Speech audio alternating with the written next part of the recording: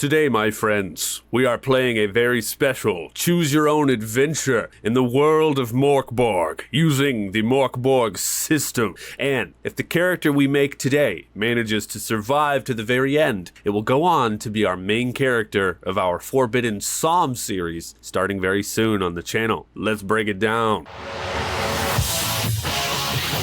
Well, hi, hello everybody, my name is Turk. Welcome back to the Grouch Couch. Around here, we do all different kinds of weird TTRPG things, but today, we're taking a look at Nameless Scum, which is essentially a choose-your-own-adventure survival kind of PDF thing for the use of MÖRK BORG. I think it's a fantastic way to create a character for the world of MÖRK BORG and develop their backstory while you play. But I have heard that this thing is extremely difficult, so we might make a character or two or three depending on how it goes, but I say we just kind of jump right into it. So the front cover art on this, I mean, it's just fantastic. It's so dang cool, followed by a couple of blank pages. Dang, look at this thing. So cool. All right.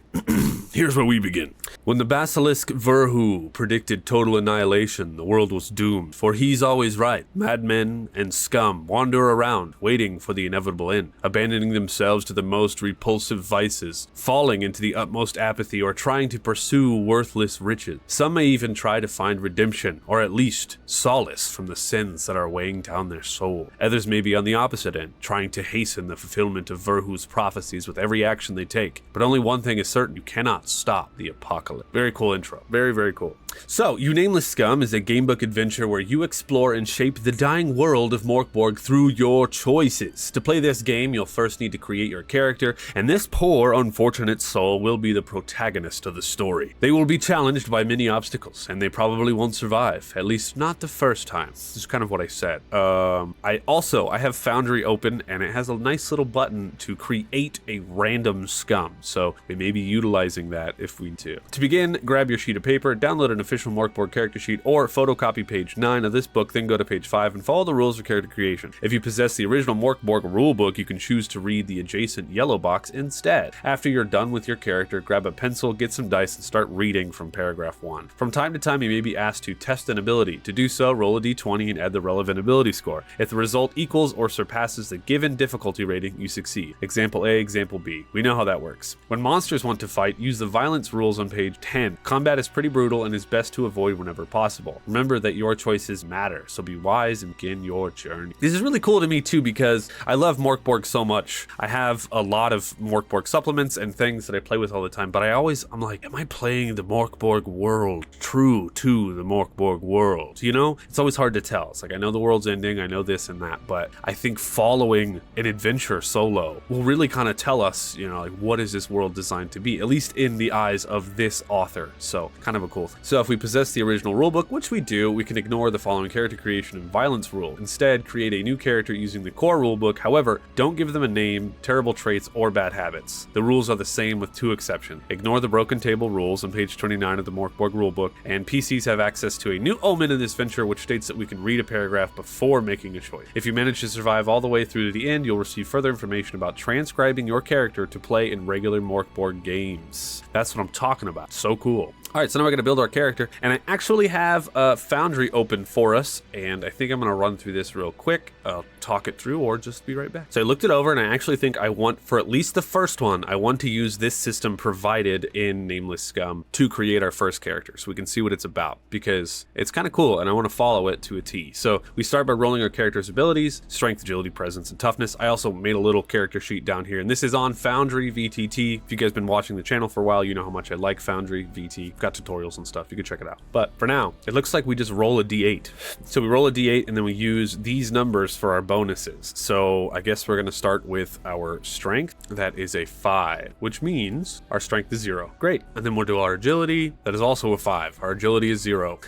And then we'll do our presence. That's a 7. That's good news. We got +2 presence. That's good. And last one here, toughness. A 7 as well. So we got a +2 toughness. Okay. You know what? That could have gone way worse. Jeez. All right, so now we're going to roll our HP, which is a D8 plus our toughness. So we already have a +2 to our HP. And HP represents how resistant your character is, right? If a character with toughness -3 rolls a 5, it means they only start with 2 HP. Correct. So that is 1. So we have 3 HP. Yeah, gotta love it. Begin with D6 omens. We have 1. So at any moment during the game, you can spend one of your omens to deal maximum damage with 1 attack, reroll a dice, lower a damage dealt, lower the DR, or read one of the following paragraphs before making a choice. It's good, but we only have 1. I don't know how helpful that's going to be. You also begin with one of the following skills. There is Empathetic, Trailblazer, Deep Cuts, Deja Vu, Swashbuckler, and Ruthless Fighter. So a couple of these actually deal with running back the adventure, like doing it again, like Trailblazer. We really want to get through one run because I really hope that this character will be one of the main characters of our upcoming Forbidden Psalms gameplay. And in that game, you get 5 characters that play through a whole story. I plan on doing role play as well as the skirmish battles, and I really think it's going to be something special. So I want a character to survive through this. It would be really good. Right now, we're not looking so good, but I think Deja Vu looks fun. It might be the first one that we picked. So once per playthrough, you can make a note of a paragraph that you're in, and if you die later in the adventure, you can return to that noted paragraph, heal your HP, and continue reading. But also, once per day, we can test our presence at a DR 10 after we get hit, and if we succeed, we remember that it all happened before, and you now in fact dodge the attack. So it's like an extra opportunity to dodge an attack, and we're going to take that. And I'm just going to copy and paste this all into our character. Cool, so now we have it there. Perfect. So we don't give them a name because they don't deserve it yet.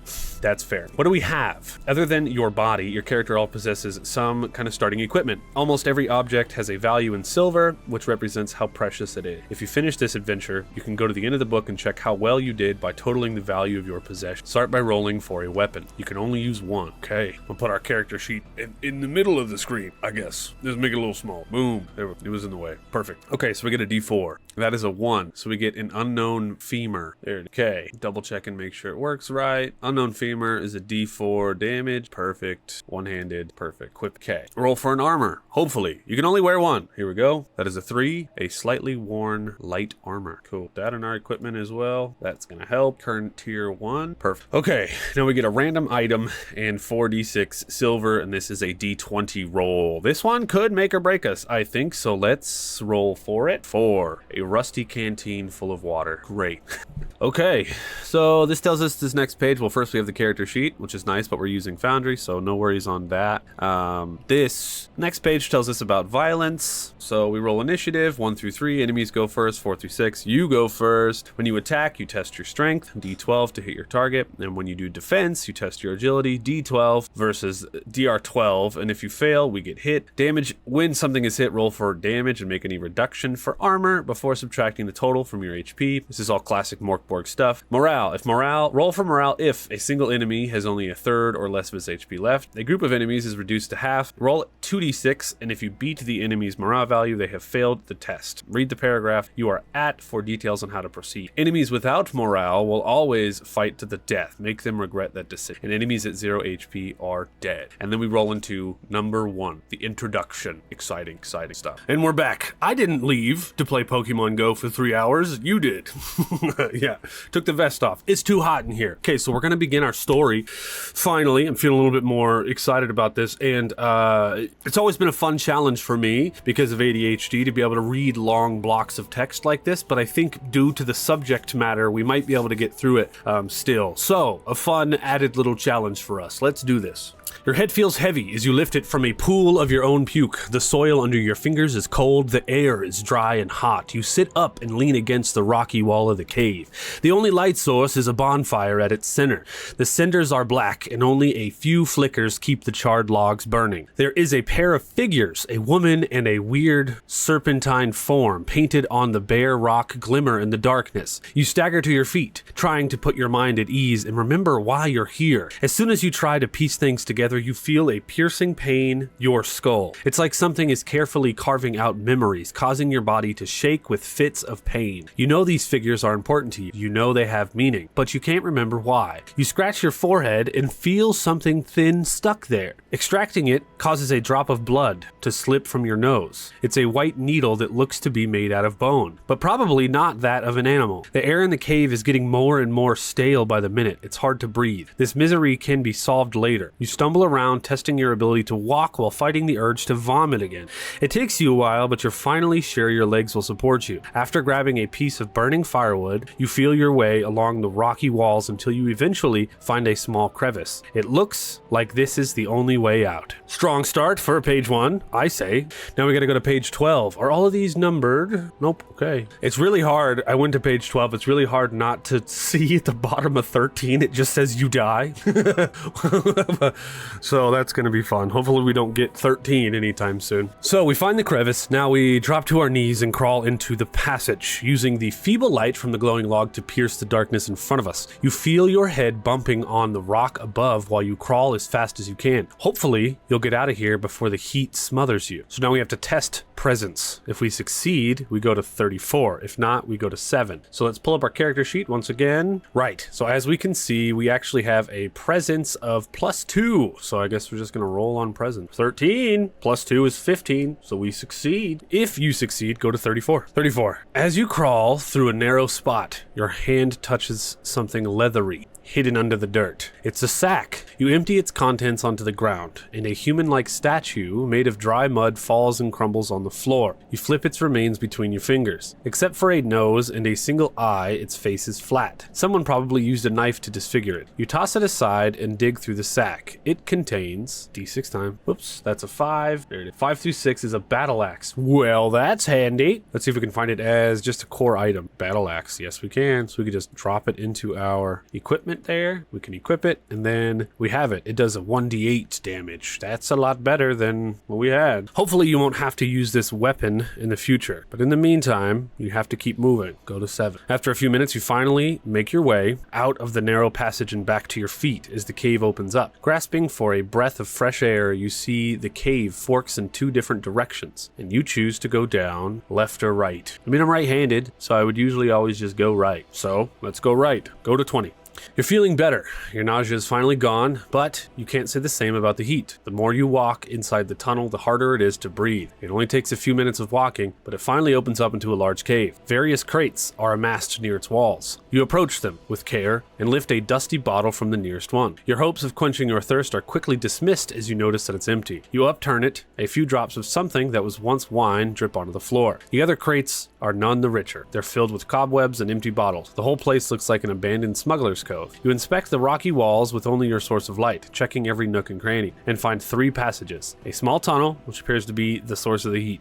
A narrow, vertical tunnel with weird graffiti of a pale, featureless man painted near it. And a wide tunnel echoing with the sounds of someone mumbling in the distance. I definitely don't want to go towards the heat. I mean, like, that just seems like a bad idea straight up. I mean, if we go towards the heat, something could be burning. We could be in a cave, we could be in a volcano of some kind, there could be like some lava or something. I definitely don't want to slide down a tunnel because that sounds scary. There's no coming back. But I don't think you can really go back in this system, so I don't think that matters. Do we go towards the mumbling voice? Because we have an axe. If they try to get at us, we could just take them out. But also, they could be friendly, they could have directions, they could tell us what the fuck's going on here. So I think I would go towards the mumbling voice. Let's do 71. 39. Hold on, we're scrolling. Whoa. Dude, the art in this, it's so cool. 71. The voice gets louder. I'm not going to die here. It will sink. Pointless. A hunched man is pacing back and forth near a lantern placed on a rock in the middle of the tunnel. He's tall and slim with long gray hair that sways left to right when he shakes his head. I can't go back. I won't. He has some sort of heraldry sewn on his leather armor, but you can't recognize it under the thick layer of dust and mud. His sword is no better condition. It drips blood on the floor as he paces. He hasn't seen you yet. We could attack him, we could talk to him, or we could just leave him alone. And I really want to talk to him. That's what I want to do, so that's what we're gonna do.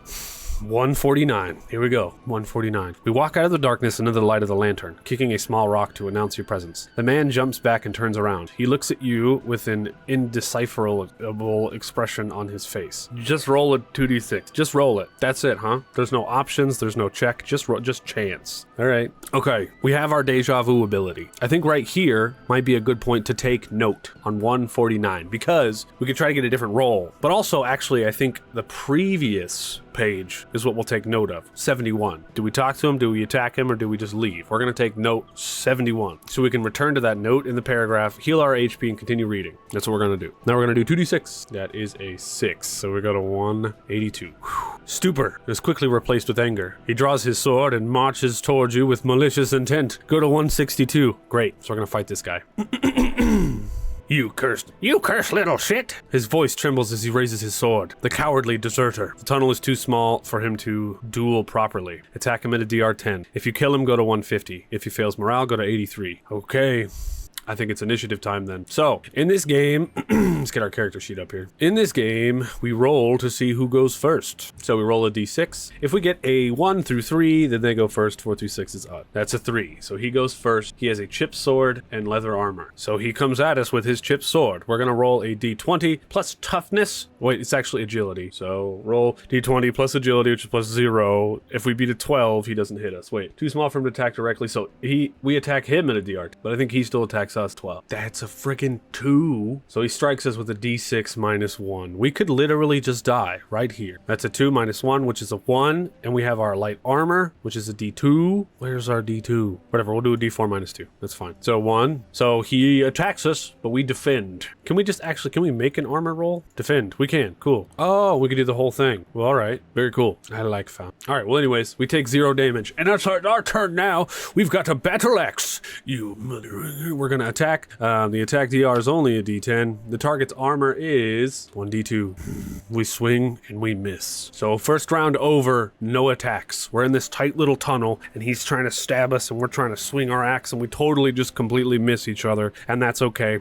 But it's his turn again. So now we're going to properly roll to defend here. Defend DR 12. Incoming attack is a 1d6 minus 1. That's a 12, so we dodge. That's right, buddy. Now we're going to attack you right back, and it's already saved on there. Perfect. Can I actually, while we're fighting like this, can I move it like that? Y'all can see it a little better. Roll. That is a 10, which is a hit. Yes, we hit. Our 1d7 does 7 damage, but he has 2 for his armor, so we only inflict 5, which means he is down to 1 HP, which means at this point we can actually do a morale check. We roll 2d6, has a third of their HP left. Roll 2d6. If you beat the enemy's morale value, they failed the test. Nice. Okay, and his morale is 5. Dang it, it's only a 3. So he stays, and he is mad. You cursed little shit! And he's gonna try to attack us. Please don't kill us. Thank goodness. Oh wait, no, that's bad, because we rolled a 4. Okay. So, here in the chat, let me show you. We have defended. Very good. We got a 2 on our armor, so we take 0 damage. Sweet. I guess I can keep that open. I don't have an overlay. I don't know where to put anything. I'll have a better overlay for everything later, all right? So we're just playing today. That's right, baby. Cool. So now we get 1 more attack, and we're going to swing with our axe once again, and he's dead.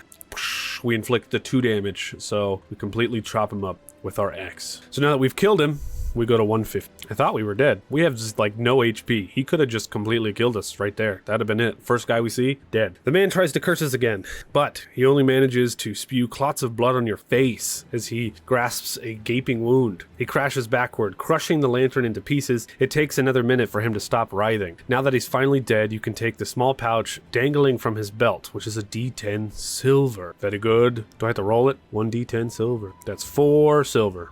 Now, money is wasted on a dead man. You'll put it to better use. Though his armor is beyond repair, his sword is still functional, albeit a bit chipped. D6 minus 1. It's worth 2 silver. I guess we could take it. I guess. Let's fix it. Okay, chipped sword is added into our inventory. You leave the corpse behind as you move forward down the tunnel. The glow from your burning log has long started to dwindle by the time you finally see the light you've been searching for. You toss the log aside and sprint towards this new source of light. You feel the fresh air blowing on your face as everything gets brighter. Go to 14. You sprint forward, feeling the grass under your feet and watching the green forest spring up all around you. The trees are incredibly bulky, and some of them are so close that you feel like they grew way too quickly. But that's not important. After all the rock and heat, everything is a welcome change. But you feel like you're already been here. You move forward with no destination in mind. As you walk, you notice the air is not as clean as you first thought. It's hot and stale and barely breathable. It's not as bad as the cave, but the heat is still there. You inspect the closest tree, finding its bark is damaged in various spots, and discover black wax oozes out in the place of resin. It looks like pus separating out of an infected wound. The next tree has the same affliction. Its leaves have also fallen, leaving naked, twisted branches under the gray sky, smelling something foul. You peek over a fallen trunk, you walk towards the smell and think the problem might be fixed once and for all. It doesn't take long before you see an entire bog of boiling black wax. It looks like a whole swath of the forest sank into it, leaving only tops of the trees protruding from the black ooze. You circumnavigate it. The soil is yielding and rubbery. It feels like the whole forest is floating on this black wax. The burbling sound of air bubbles popping inside the bog is unnerving. Go to 52. We've made it outside. This is very exciting. We've made it a lot further than I thought, but we've barely made it anywhere. 52. You see something that looks like an animal carcass floating inside the bog. The poor bastard probably got caught in the wax and drowned. As you look a little more intently, you notice it's not an animal at all. It's a corpse! And that's not fur, but hair, which is tangled in huge chunks of grime and splattered on her face. She's floating towards you at increasing speed. You don't belong here, wanderer! You jump back as she crawls near the shore. I already told you. The hag can't prevent it. Our lord will slither under Sarkash, and everything will belong to him. She's completely out of the bog now, exposing her naked skeletal body. Wax gushes out of holes in her stretched, pale skin, sizzling on the grass. You look confused. You look confused. Did the hag finally carve you out as well? She comes closer, her weight making the soil sink a little more with each step she takes. Think of your next words carefully and speak with honesty. Your kind could never deceive me.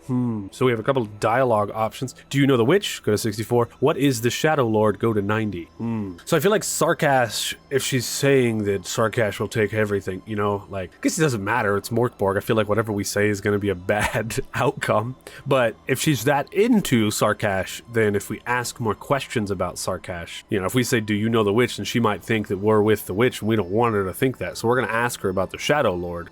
Go to 90. Who's the Shadow Lord? So she did carve you, she laughs, spluttering more chunks of black wax around. I sense a huge opportunity here. Her voice is ecstatic. The forest of Sarkash is its domain. The light is enemy. The light its enemy. A huge wax bubble pops in the bog, emphasizing her words. When everything blackens and burns, there will be no light, and he will reign supreme. She circles you like an animal stalking its prey. But why do you seek him? The smell of burnt corpses mixed with the stench of the wax almost makes you puke again, but you gulp down your disgust. See, I feel like she's with him, right? So that's why I went this direction. So if we say I desire his gifts, then maybe she'll be like, okay. But if we say I wish to destroy him, also maybe she hates him, you know? I just don't want her to attack us.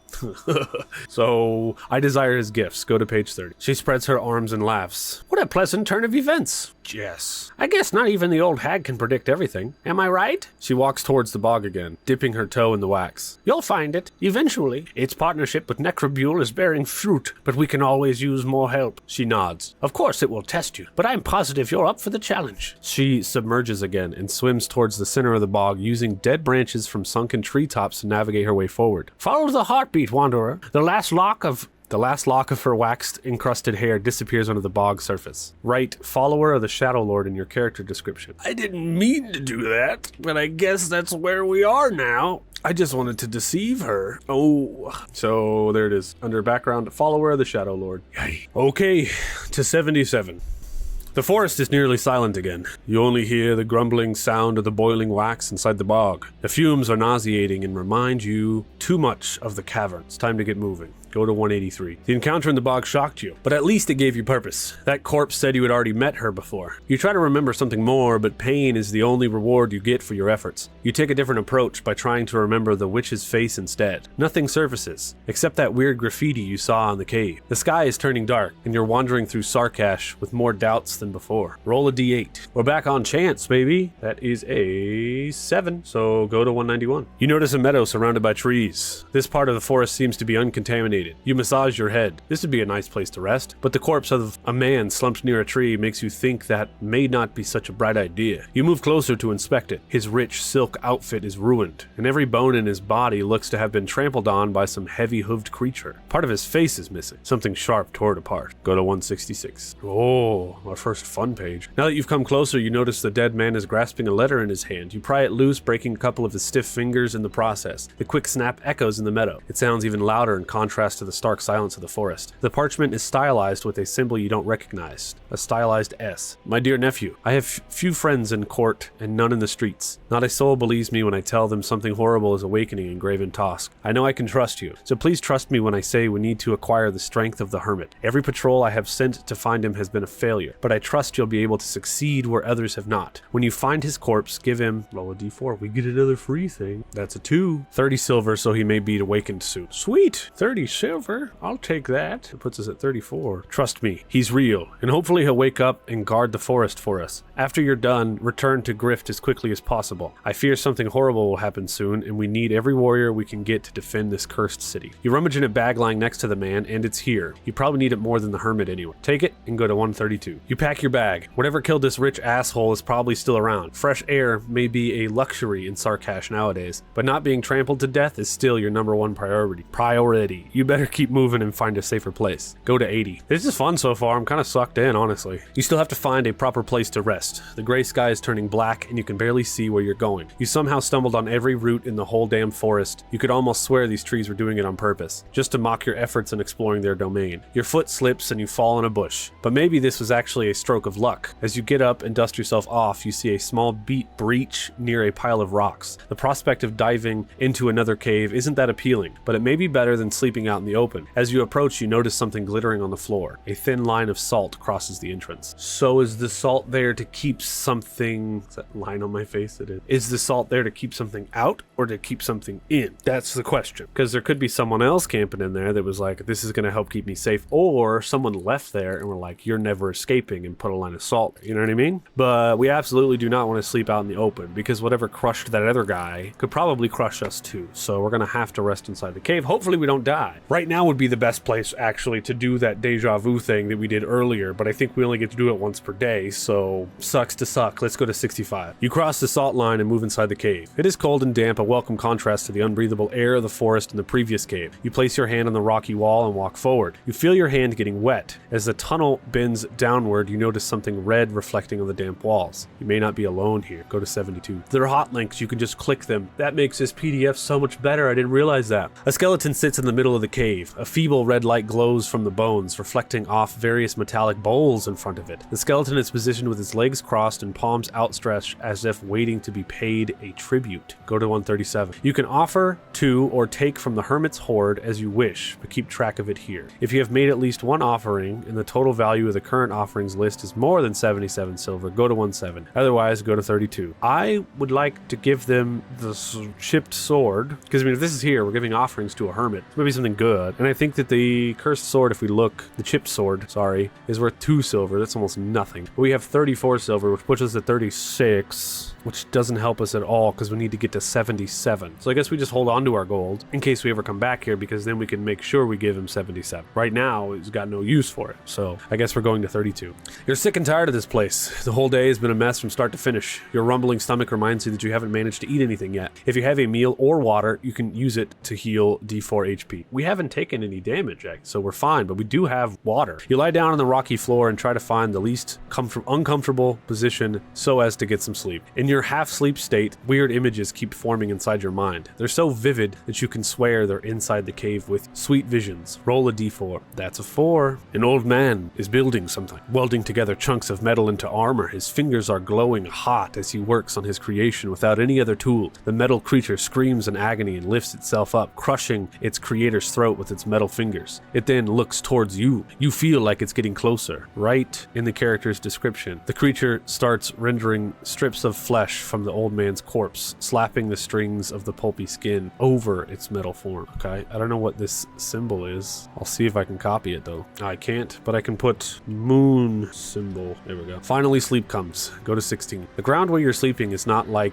of the same consistency anymore. You feel like you're sinking inside of it. You try to open your eyes, but it's no use. Everything is dark and dragging you downward like being inside of liquid resin. You try to open your mouth, but it won't budge. You stop your struggling in the complete darkness. Are you even awake? Yeah, dude. Sleep paralysis demon. They coming for you. That's crazy. Go to 138. You touch your face and find it's completely smooth. You try to find your nose, your eyes, your mouth. Nothing's there anymore, and yet you smell, see, and breathe. You try to peer into the darkness surrounding you. You're walking on what appears to be frozen black wax under the dark, gray sky. You find your mind getting lighter, clearer. You are struck with an inspiration as a name emerges from the depths of your rotten memories. You can write this lie on your character sheet or leave it here for future wanderers. There are other people in the distance. Write this lie on your character sheet. Like our name. We finally get to write down our name. I was hoping it was going to give me a name.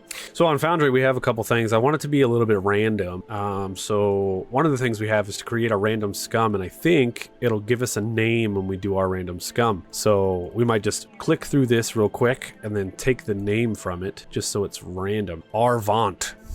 Cool, very cool. Random scum things also come with cool little pictures and everything, so it's freaking badass. All right, Arvant is our name. Neat, I say. Go to 175. The lie is told. Now you feel as though there are some mourning figures in the distance, waiting just outside your field of view. They appear as distorted, featureless creatures like you. The more you try to focus on them, the clearer they appear. You can finally distinguish various people either forming little crowds or walking alone on the horizon. They're not far away as they appear. You could reach them in a couple of steps if you wish so. If you have written a moon down in your character description, go to 18. If not, do that. Otherwise, do this, or this. Okay, well, we have the moon, so we're going to 18, I guess. While you are contemplating the figures in the distance, you hear heavy steps coming closer. The sound is way too familiar. You turn around and see the armor golem you envision standing right in front of you, its hands still dripping with blood. It observes you for a moment, behind its empty helm before it charges, its heavy steps echoing inside the hollow armor. Go to 230. Golem. Every time your damage roll surpasses the golem's armor roll, reduce its armor tier by 1. We have to fight this thing?